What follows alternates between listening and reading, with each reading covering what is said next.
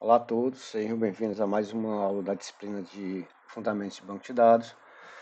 Na aula de hoje, a gente vai estudar as diferentes estratégias de como a gente pode acessar um banco de dados via um programa aplicativo, tá certo? A gente vai ver que existem várias estratégias e a ideia é a gente acessar o banco de dados via programa aplicativo. Bom, a primeira estratégia que a gente vai utilizar, a gente vai ver, é SQL embutido, tá certo? Então a gente vai ver que a ideia aqui do SQL embutido é a gente colocar, embutir dentro de uma linguagem hospedeira, né? Uma linguagem como C, por exemplo, comandos SQL para acessar o banco de dados. Bom, então por que a gente precisa de uma estratégia como SQL embutido para acessar o banco de dados, tá certo? Bom, a linguagem SQL é uma linguagem de consulta poderosa, a gente viu isso, né? A gente consegue fazer consultas muito complexas, né? Utilizando o SQL, né? Contudo, essa consulta ela não é orientada a usuários inexperientes, né? Vocês já têm conhecimento de causa disso, que tem certas consultas que são muito complexas e não é qualquer usuário que é capaz de especificar aquela consulta, tá certo? Então, para a gente, por exemplo, consultas são mais complexas, a gente precisa ter conhecimento de sintaxe e semântica da cláusula SQL, né, das cláusulas SQL e de predicados. Bom, um outro problema que a gente pode identificar na linguagem SQL é que ela não expressa ações declarativas, tá certo? Eu declaro como é que deve ser a minha consulta na linguagem SQL, tá certo? Mas eu não sou capaz de, por exemplo, montar um relatório com um layout específico que eu queira, tá certo? Além disso, né, eu não consigo dentro da linguagem SQL, permitiu a interação com o usuário. Ou seja, eu pedi alguma parâmetro, né, ao usuário para que eu possa executar a consulta. E a outra questão seria mostrar o resultado da consulta em uma interface amigável. Né? Então, a interface que a gente vê do resultado da consulta é a interface padrão do sistema gerenciador de banco de dados e a gente não pode projetar uma interface amigável, tá certo? Bom, então a primeira estratégia que a gente vai ver é embutir comandos SQL, né, dentro de uma linguagem de programação, né, e com o objetivo de viabilizar o acesso ao banco de dados, né, através de programas aplicativos. Aí a gente pode ter diversas linguagens de programação que permitem o uso dessa estratégia de SQL embutido. Né? Por exemplo, C, C++, né? O próprio Java, né? A gente vai ver aqui a estratégia do JDBC, mas existe a estratégia de embutir comandos SQL dentro da linguagem Java, tá certo? Que é o SQLJ. Posso fazer a mesma coisa com Python, por exemplo. Então, são várias linguagens que a gente pode fazer isso. Antigamente, por exemplo, muitos dos aplicativos acessavam o banco de dados via SQL embutido na linguagem COBOL, aí Fortran, Pascal, e assim por diante. Bom, então a ideia do SQL embutido é que esse código SQL seja executado dentro de um programa, tá certo? Nesse caso, a gente vai ter o programa escrito no que a gente chama de linguagem hospedeira, né, que é a linguagem de programação que hospeda o SQL embutido, né? E a consulta, o processamento da consulta que está embutida dentro de um programa na linguagem hospedeira, tá certo? Ela será realizado pelo próprio sistema de banco de dados. Então, aquela consulta é enviada diretamente ao sistema de banco de dados, né, que é aquele comando, não necessariamente a consulta, a gente pode executar também updates, né? Então, esse comando é enviado diretamente ao banco de dados e o resultado, né, é disponibilizado para o programa, é retornado para o programa, tá certo? Então, a gente pode imaginar como a execução do SQL embutido seja uma função da linguagem hospedeira, tá certo? Que é submetido diretamente ao sistema gerenciador de banco de dados e eu passo parâmetros de entrada, que é, por exemplo, o comando, uma consulta, um update, tá certo? E aí tem um retorno, que pode um resultado, que pode ser o resultado da consulta, um código para saber se, por exemplo, o comando de update ocorreu com sucesso ou não na tabela do sistema de banco de dados. Bom, Um problema que eu tenho quando eu uso o SQL embutido é que os aplicativos que usam essa estratégia, eles não podem ser compilados diretamente.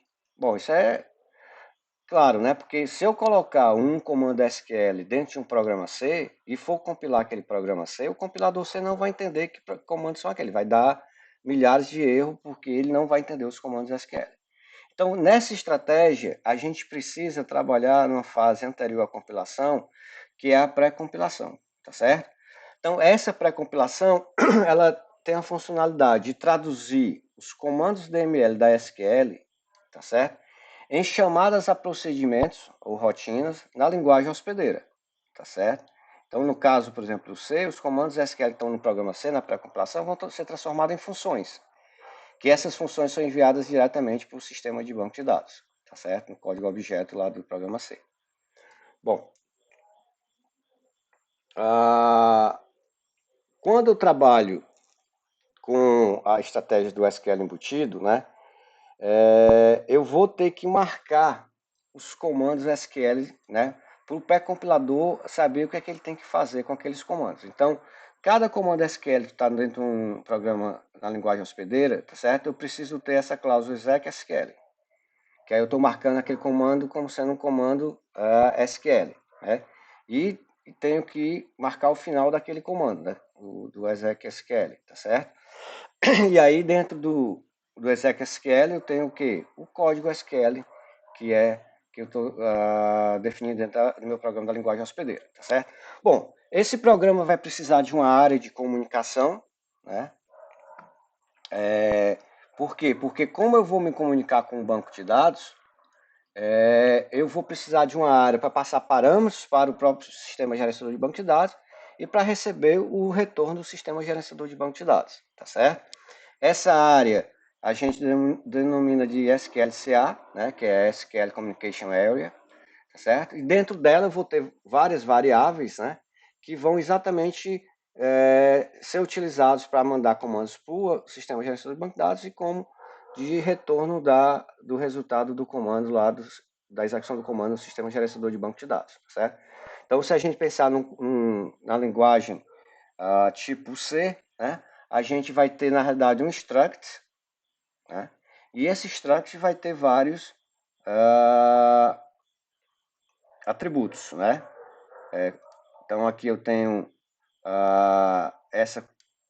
esse atributo, né, essa variável SQLCABC, que vai especificar o tamanho da área, né, de comunicação do struct, né? Tem o SQL Code, que vai ter um código de retorno, né, da execução do comando SQL lá no sistema gerenciador de banco de dados, tá certo? Eu posso ter aqui, por exemplo, essa variável SQL erro ML, é o comprimento da mensagem de erro, né, que é essa aqui, né, esse atributo aqui, SQL erro MC, tá certo? Bom, aí tem essas outras variáveis, tá certo? Então a ideia dessa área de comunicação, né, é como se fosse uma área em memória principal, né, gerenciada pelo programa, pelo aplicativo, que permite a comunicação do aplicativo com o sistema de banco de dados.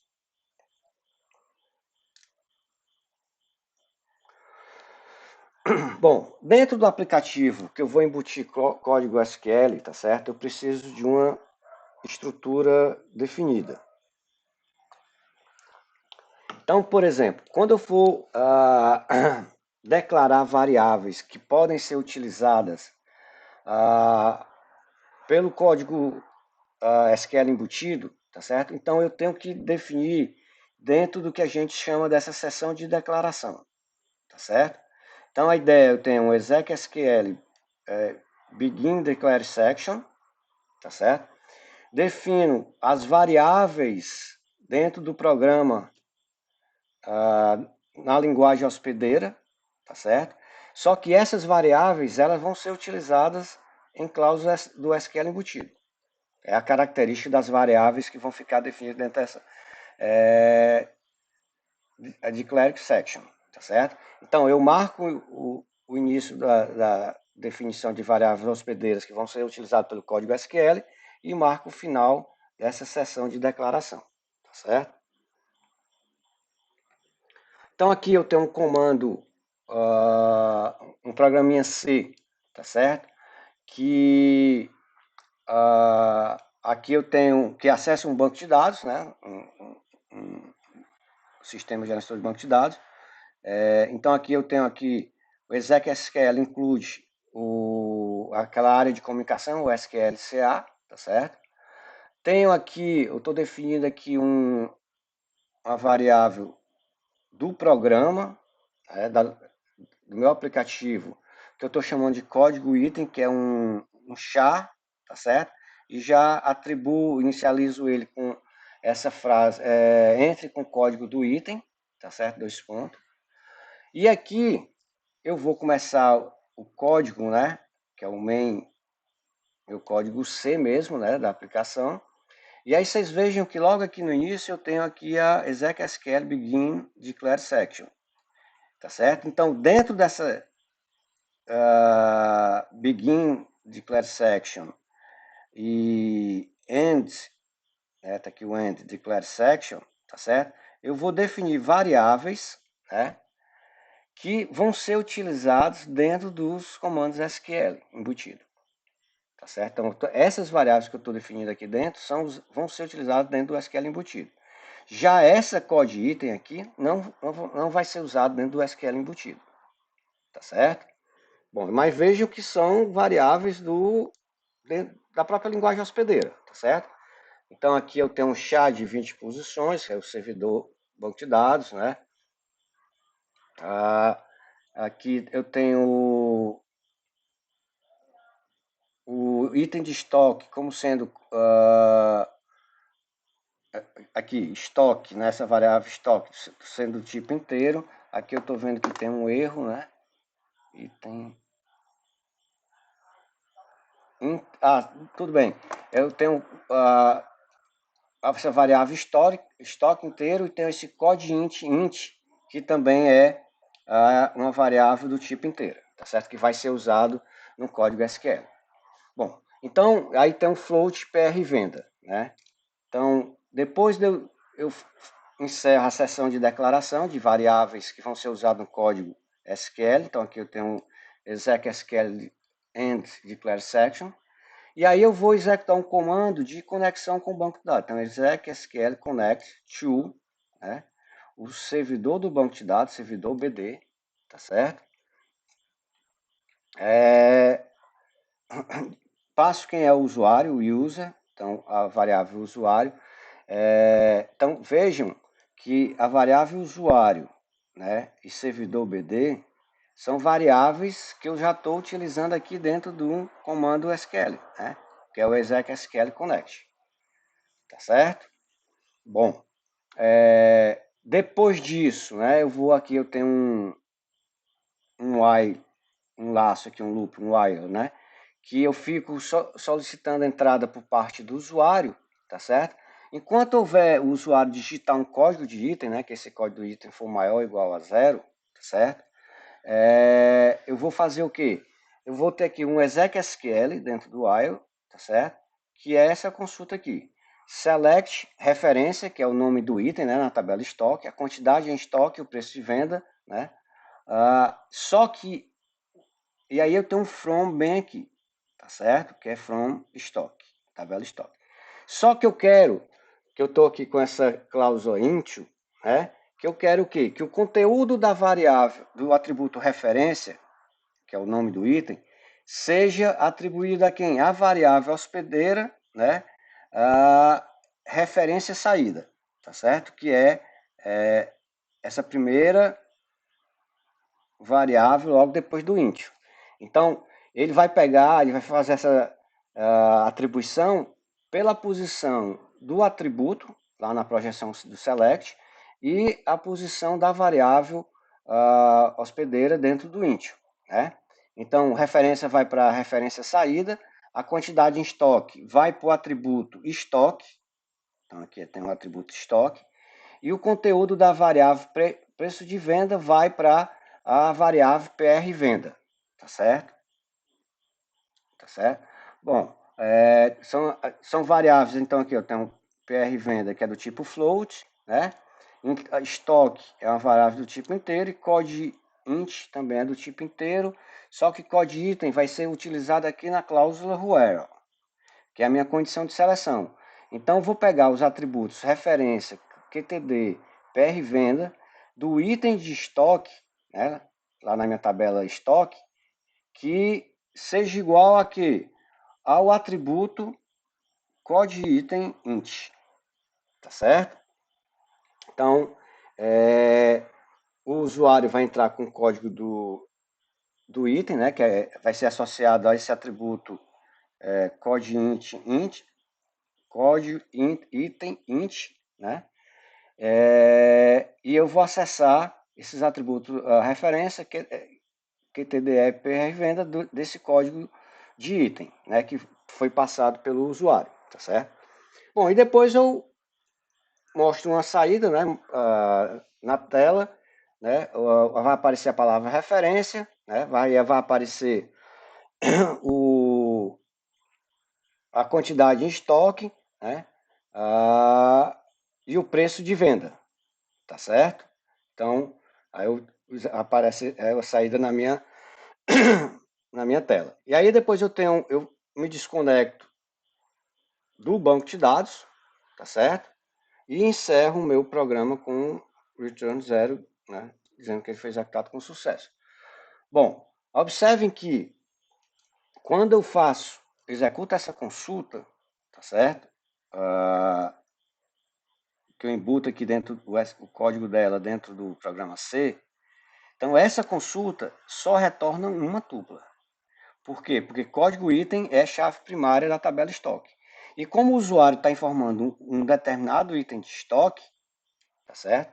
Então ela só retorna uma tupla. Então essa consulta aqui, ela só retorna a tupla e eu consigo resolver, mostrar o resultado dela só com o comando aqui printf, um comando printf, tá certo? Bom, questão é que o seguinte, eu posso ter consultas SQL que podem retornar um conjunto de tuplas, tá certo? Bom, então, qual é o problema agora? É porque por exemplo, eu tenho as variáveis hospedeiras que elas são utilizadas para recuperar a coluna de uma tupla, né? Eu atribuo valores do resultado dos atributos para aquelas variáveis hospedeiras. Bom, e as linguagens de programação só podem processar uma linha por vez. Então, nesse programa que eu fiz aqui, mostrei aqui anteriormente, ele retorna só uma tupla. Por isso que eu pude fazer essa atribuição aqui sem problema, porque eu só sei que só vai ter uma tupla, tá certo? O problema é que quando a consulta SQL retornar várias tuplas, tá certo? Bom, aí eu fico com o seguinte problema, né? Como uma linguagem de programação pode processar o resultado de uma consulta SQL, já que a linguagem de programação só é capaz de processar um registro por vez, né? Então, e a consulta SQL devolve para o programa 10.000 tuplas, por exemplo, e aí isso aí pode dar problema. Eu tenho que resolver esse problema que é processar essas 1.000 tuplas que retornou no resultado da consulta, tá certo? Bom, esse problema é conhecido como impedance mismatching, né? Que é a impedância de uma linguagem de programação é processar um registro por vez. E uma consulta SQL, ela processa um conjunto de tuplas, né? Ela é aplicada sobre um conjunto de tuplas e retorna um conjunto de tuplas. Então não há um casamento entre a impedância da linguagem de programação com a da consulta SQL, tá certo? Bom, então qual é a solução para esse problema de impedance mismatch, né? É a ideia de cursor, tá certo?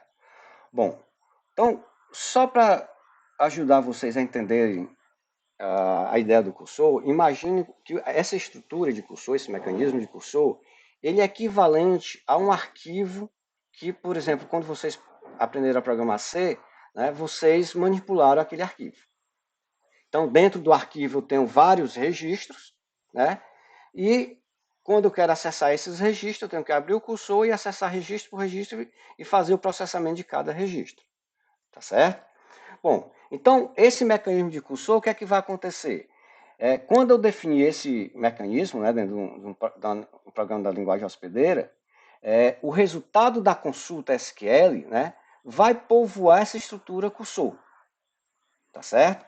Então, é como se a estrutura de cursor, o mecanismo de cursor, fosse um arquivo e o resultado da consulta, as 10 mil tuplas, 20 mil tuplas, o que seja, a quantidade que seja, vão ser alocados o que a estrutura cursor. E aí esse cursor vai funcionar como se fosse um arquivo, tá certo? Então, a principal funcionalidade dele vai ser compatibilizar a orientação de um registro por vez da linguagem de programação com a orientação a conjuntos de tuplas, né, da linguagem SQL. Bom, então eu preciso, né, definir essa variável, né, do tipo cursor. Então o comando para isso vai ser o exec_sql declare o nome do cursor, né, que eu posso dar o nome que eu quiser. Aí eu digo que é uma variável do tipo cursor e esse cursor é para armazenar o resultado dessa subconsulta, tá certo? Na realidade, eu posso, inclusive, fazer a união do resultado de várias subconsultas. Vou já mostrar na sintaxe, tá certo? Bom, e aí o resultado da subconsulta vai ser associado ao, que eu estou botando arquivo entre aspas, temporário, nome cursor, tá certo? Por que que ele é temporário? Porque depois que eu fechar o cursor ou encerrar o aplicativo, aquela estrutura deixa de existir, aqueles dados que estavam dentro dele deixam de existir. E a outra observação importante é que o cursor, muito dificilmente, os dados do cursor muito dificilmente vão ficar na memória principal. Por quê? Porque eu posso ter cursor ocupando 40 GB, tá certo? Já que ele é o resultado de uma consulta, então ele pode ocupar 40, eu posso ter um resultado de uma consulta equivalente a 40 GB. E isso tem que ficar o quê? Em memória persistente, tá certo? Bom, então como é que a gente pode manipular uma variável do tipo cursor? Então é a mesma ideia de arquivo na linguagem C, por exemplo. Eu vou primeiro precisar o quê? Abrir o cursor, né? Abrir o arquivo. O comando para isso é o exec SQL open o nome do cursor, tá certo? E aí uma observação importante é que quando eu abro o cursor, tá certo? A consulta especificada na declaração do cursor é processada, o resultado dela é colocado dentro da estrutura, né? E quando o resultado é armazenado na estrutura de cursor, essa estrutura, tá certo? Fica com um ponteiro, né, numa posição anterior à primeira tupla, tá certo? Então, se eu quiser acessar a primeira tupla, depois que eu abro, eu vou precisar de um comando para ler essa primeira tupla, tá certo?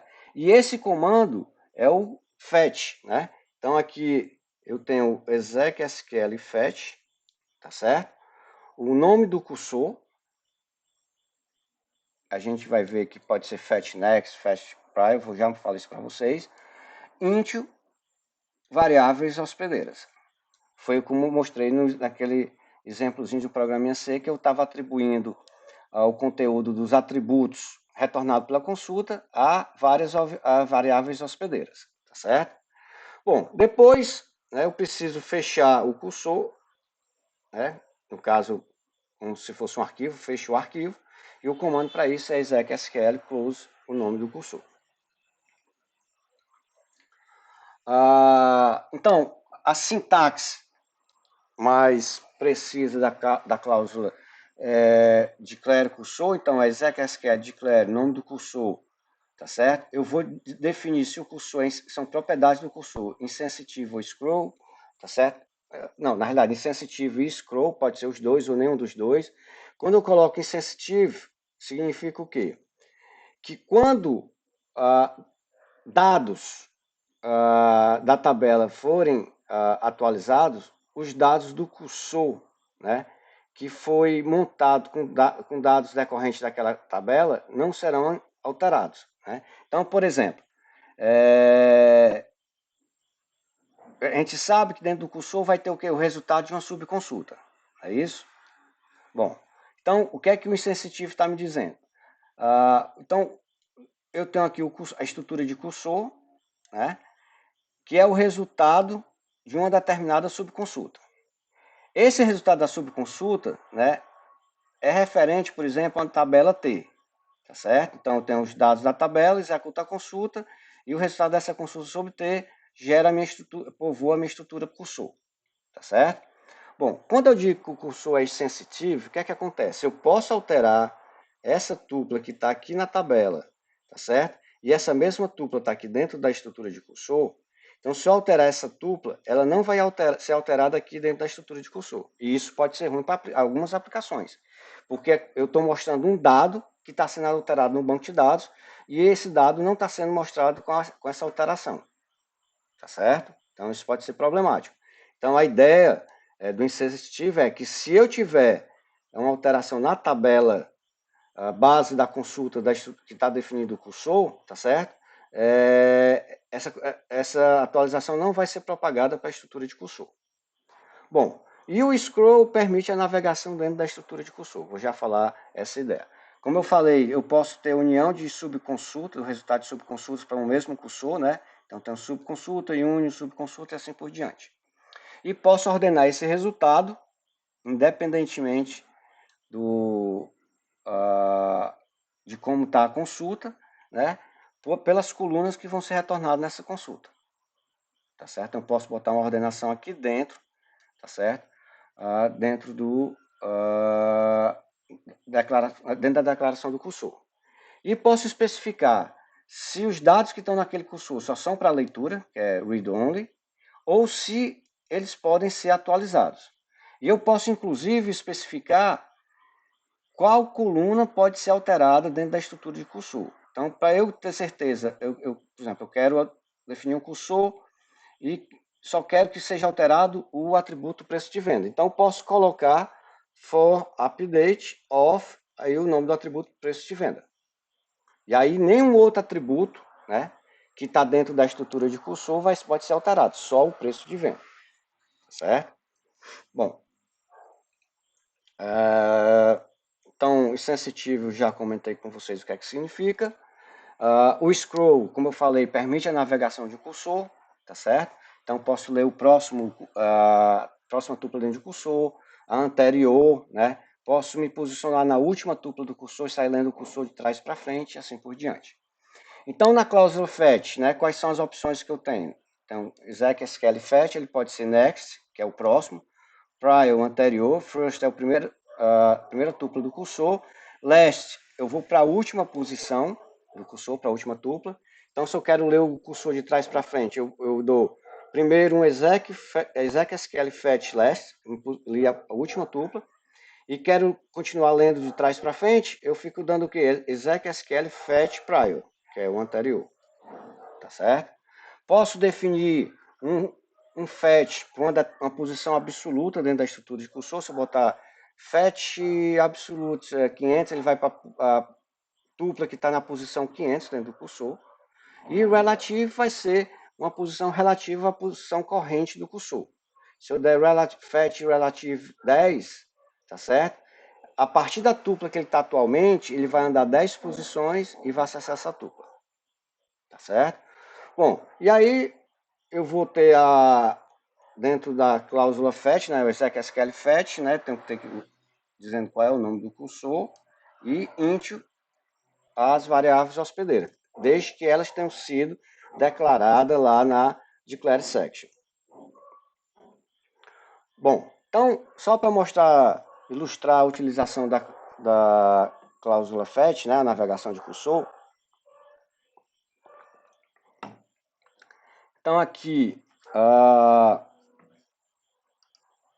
a gente tem